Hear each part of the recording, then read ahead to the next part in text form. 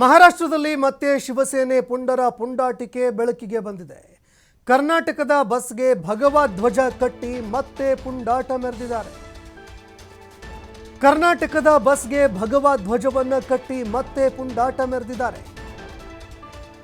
ಕರ್ನಾಟಕದ ಬಸ್ ಚಾಲಕರು ಕಂಡಕ್ಟರ್ಗೆ ಹಾರ ಹಾಕಿ ಕೇಸರಿ ಶಾಲು ಹಾಕಿ ಗೂಂಡಾಗಿರಿ ಮೆರೆದಿದ್ದಾರೆ.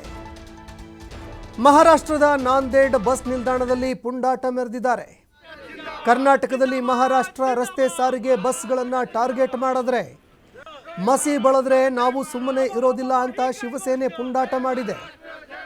ಕಲಬುರಗಿಯಲ್ಲಿ 4 ದಿನಗಳ ಹಿಂದೆ ಮಹಾರಾಷ್ಟ್ರ ಬಸ್ ಹಾಗೂ ಸಿಬ್ಬಂದಿಗಳಿಗೆ ಮಸಿ ಬಳಿಯಲಾಗಿತ್ತು. ಕಲಬುರಗಿಯಲ್ಲಿ 4 ದಿನಗಳ ಹಿಂದೆ ಮಹಾರಾಷ್ಟ್ರದ ಬಸ್ಸು ಹಾಗೂ ಸಿಬ್ಬಂದಿಗೆ ಮಸಿ ಬಳಿಯಲಾಗಿತ್ತು. ಇದಕ್ಕೆ ಪ್ರಮುಖ ಕಾರಣ ಕರ್ನಾಟಕದ ಬಸ್ಗಳಿಗೂ ಕೂಡ ಮಸಿ ಬಳಿಯಲಾಗಿತ್ತು. ಇವತ್ತು ಕರ್ನಾಟಕದ ಬಸ್ಗೆ ಭಗವಾ ಧ್ವಜ ಕಟ್ಟಿ ಅಟ್ಟಹಾಸ ಮೆರೆದಿದ್ದಾರೆ.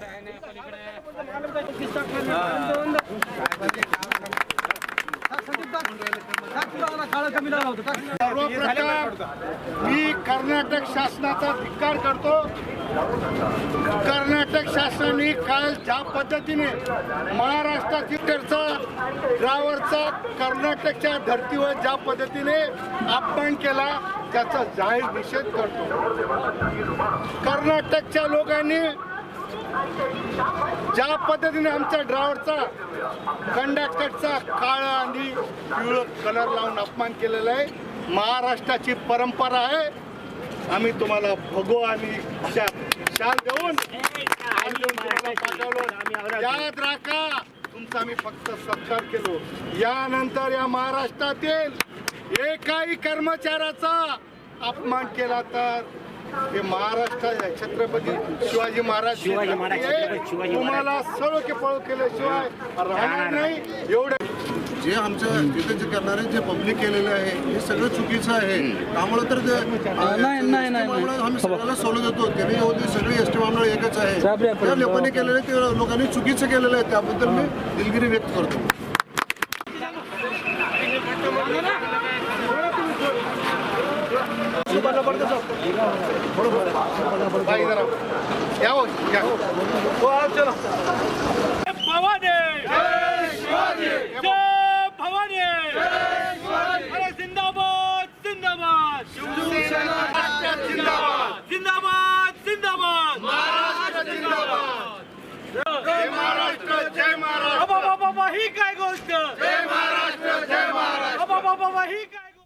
ದೃಶ್ಯಾವಳಿಯಲ್ಲಿ ನೋಡ್ತಾ ಇದ್ದೀರಿ, ಕರ್ನಾಟಕದ ಬಸ್ ಚಾಲಕರು ತಮ್ಮ ಜೀವ ಕೈಯಲ್ಲಿ ಹಿಡಿದುಕೊಂಡು ಮಹಾರಾಷ್ಟ್ರಕ್ಕೆ ತೆರಳುವಂತಹ ಒಂದು ಪರಿಸ್ಥಿತಿ ಈಗ ನಿರ್ಮಾಣ ಆಗಿದೆ.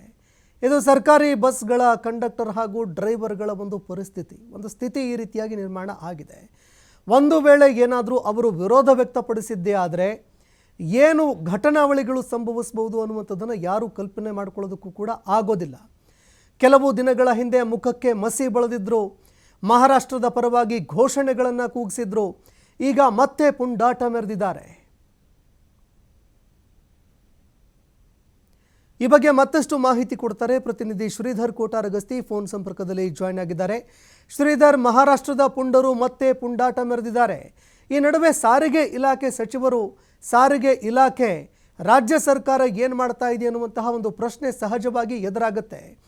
ಈ ಬಗ್ಗೆ ಮತ್ತಷ್ಟು ಮಾಹಿತಿ ಕೊಡೋದಾದ್ರೆ ಸಂತೋಷ್, ಕರ್ನಾಟಕ ಮಹಾರಾಷ್ಟ್ರ ಮಧ್ಯೆ ಗಡಿ ವಿವಾದ ಮತ್ತಷ್ಟು ಉದ್ವಿಗ್ನ ಆಗ್ತಾ ಇದೆ ಅನ್ನೋ ಒಂದು ಆತಂಕ ಈಗ ಸೃಷ್ಟಿ ಆಗ್ತಾ ಇದೆ. ಯಾಕಂದ್ರೆ ಕಳೆದ 4 ದಿನಗಳಿಂದ ಎರಡೂ ರಾಜ್ಯಗಳ ಮಧ್ಯೆ ಬಸ್ ಸಂಚಾರ ಎಂದಿನಂತೆ ಆರಂಭಗೊಂಡಿತ್ತು. ಒಂದಿಷ್ಟು ಗಡಿ ವಿವಾದ ತಣ್ಣಗಾಯ್ತು ಅಂತ ಹೇಳಿ ಅನ್ನುವಷ್ಟರಲ್ಲಿ ಮತ್ತೆ ಈಗ ಮಹಾರಾಷ್ಟ್ರದಲ್ಲಿ ಶಿವಸೇನೆ ಪುಂಡರ ಗುಂಡಾಗಿರಿ ಮುಂದುವರೆದಿದೆ. ನಿನ್ನೆ ಮಹಾರಾಷ್ಟ್ರದ ನಾಂದೇಡ್ನಲ್ಲಿ ಏನು ಕರ್ನಾಟಕದ 3 ಬಸ್ಗಳನ್ನ ತಡೆದು 3 ಬಸ್ಗಳಿಗೆ ಒಂದು ಭಗವಾ ಧ್ವಜವನ್ನು ಕಟ್ಟಿ ಮತ್ತು ಆ ಒಂದು ಬಸ್ನಲ್ಲಿದ್ದಂತ ಚಾಲಕರು ಮತ್ತು ನಿರ್ವಾಹಕರನ್ನ ಒಟ್ಟಾಗಿ ನಿಲ್ಲಿಸಿ ಅವರಿಗೆ ಕೇಸರಿ ಶಾಲನ್ನ ಹಾಕಿ ಹೂವಿನ ಹಾರವನ್ನು ಹಾಕಿ ಒಂದು ಸತ್ಕಾರದ ರೂಪದಲ್ಲಿ ಒಂದು ದರ್ಪವನ್ನು ಪ್ರದರ್ಶನ ಮಾಡಿರ್ತಕ್ಕಂಥದ್ದು.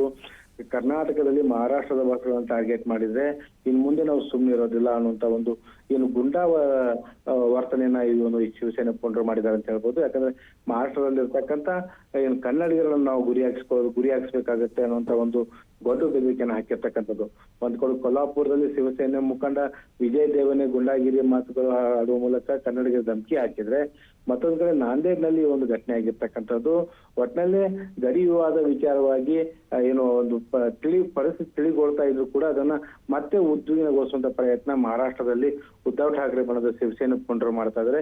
ಶಿವಸೇನೆ ಪುಂಡರ ಪುಂಡಾಟಿಕೆಗೆ ಮಹಾರಾಷ್ಟ್ರ ಸರ್ಕಾರ ಕಠಿಣವಾದ ಕ್ರಮ ತೆಗೆದುಕೋಬೇಕು. ಯಾಕಂದ್ರೆ ಕರ್ನಾಟಕದ ಈ ರೀತಿಯ ಘಟನೆಗಳಾದಂತಹ ಸಂದರ್ಭದಲ್ಲಿ ಕರ್ನಾಟಕ ಸರ್ಕಾರ ಕರ್ನಾಟಕದ ಏನು ಕನ್ನಡ ಹೋರಾಟಗಾರ ಮೇಲೆ ಪ್ರಕರಣ ದಾಖಲಿಸುವಂತ ಕೆಲಸ ಮಾಡುತ್ತೆ. ಕನ್ನಡಿಗರಿಗೆ ಒಂದು ಪೊಲೀಸರ ಮೂಲಕ ಎದುರಿಸುವಂತ ಕೆಲಸವನ್ನು ಕರ್ನಾಟಕ